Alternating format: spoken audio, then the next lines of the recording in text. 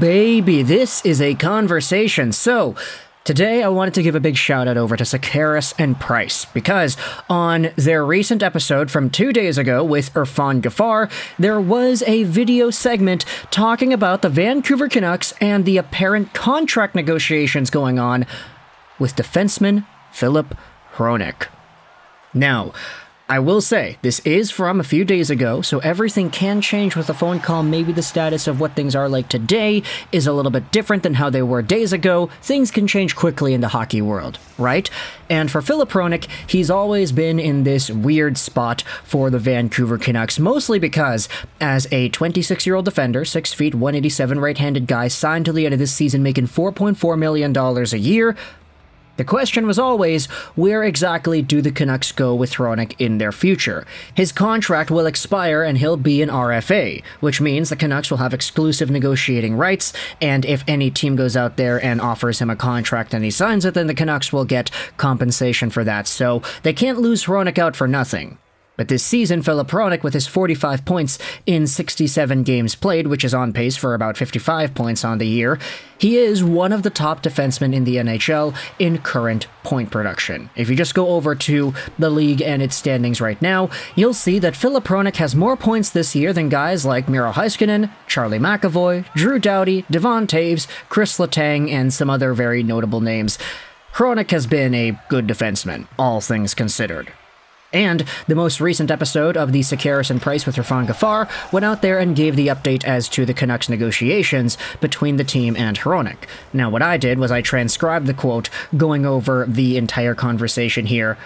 They ask Irfan Gaffar, Filip Hronek, the Vancouver Canucks tabled him an offer. What are you hearing about the details and how it went over? Now, firstly, before we dive into the quote, that is a pretty big update here, that the Vancouver Canucks apparently already gave an offer to Filip Hronek that they wanted him to consider re-signing.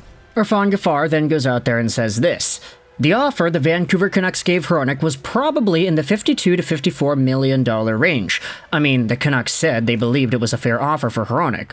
I'm not entirely sure that the agent or the player were all too pleased with it, or they thought it was a fair offer from their point of view. I mean, look, the ask for Filip Hronek was always going to be in and around the $8 million range. You look at his comparable players, you know some of those guys are getting paid that much money. But when you really look at it, Filip Hronek has been a beneficiary of Quinn Hughes, and that's not a slight on him. Guys play with Hughes, and Quinn Hughes gets guys paid. Look at Luke Schenn. He made some money, right? So when you look at this, I just don't know that the Canucks are willing to go that high into the $8 million range. I'm not entirely sure that, Filip Hronek's a guy that can necessarily drive his own pair. Great defenseman, the Canucks paid a premium to get him, and from his point of view, are they going to pay the premium to keep him here? That's the big question. And so with this in mind, you think about the Vancouver Canucks and their apparent contract extension offer to Filip Hronek that was rejected. And you start thinking, okay, 52 to 54 million bucks, let's say 53 million over the course of whatever the contract is going to be. Let's say 53 million over the span of 8 years. That is a $6.625 million cap hit. If you want to do 53 million over 7 years, that's a $7.5 million cap hit. 53 over 6 is an 8.8, so we're starting to see that's not really the range that the Vancouver Canucks would probably want to go to. So 53 million over the span of 8 or 7 years.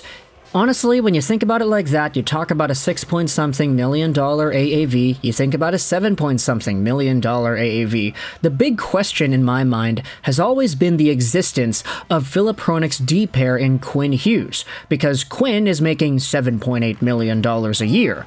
It's difficult for anybody to go out there and say, oh yeah, Quinn Hughes is making 7.8, and Filip Hronek, you're going to go out there and make 8. You're going to make more than Captain Quinn, who is a better defenseman, a better player, arguably the defenseman of the year this season in the National Hockey League. You're going to make more money than that guy, and that's going to be okay.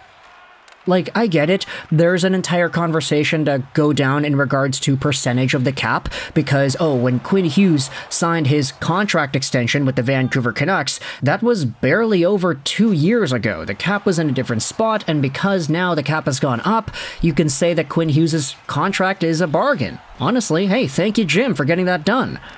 But when it comes to Filip Hronek, just the optics of him making more money than Quinn Hughes, or asking for more money than Quinn Hughes, it does feel a little bit strange. And to hear that it's gotten to a point now where, according to Irfan Gaffar, the Canucks might have offered him something in the 7.5 range, which would have been like just under Quinn Hughes. Quinn is making 7.8. If Filip Hronek was offered $53 million over the span of 7 years at $7.57 million per, hey, I could totally understand why the Canucks might think that's a fair deal. Hronek, you're on the top pairing with Hughes. Hughes making X, you're going to make X minus a little bit, and we're good, right? Even the $53 million divided by 8 number, let's say it's 8 years long, the contract offer they gave Hronek, and it's $6.625 million. That's still more than everybody else on the D-core. I mean, Tyler Myers is making 6. He's like the big fish that everybody likes to talk about, but Hronek would be one of the most expensive players on the team. Brock Besser is making 6.6, so like, it's almost the same there. Is Filip Hronek that much of a more impactful player than Brock Besser that he deserves much more of a pay raise over him, and even more of a pay raise over Quinn Hughes?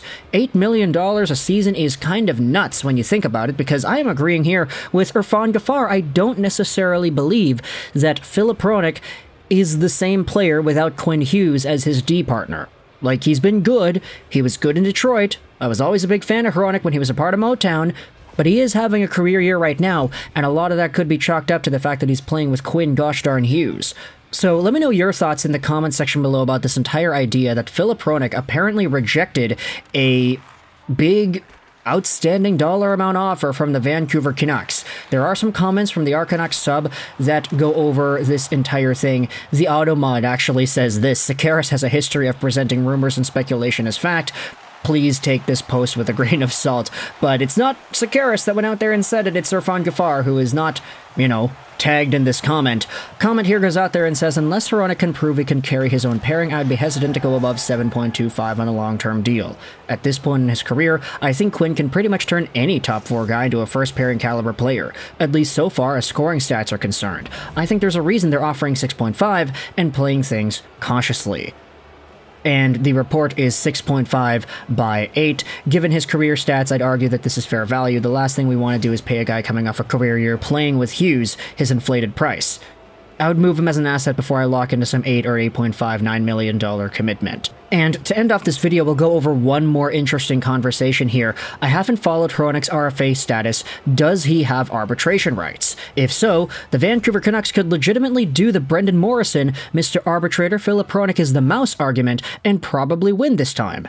Good defenseman, but 7 is the highest fair number. He's probably going for Dunn's money at 7.35. Yes, though, Hronek does have arbitration rights, and he has a very good case.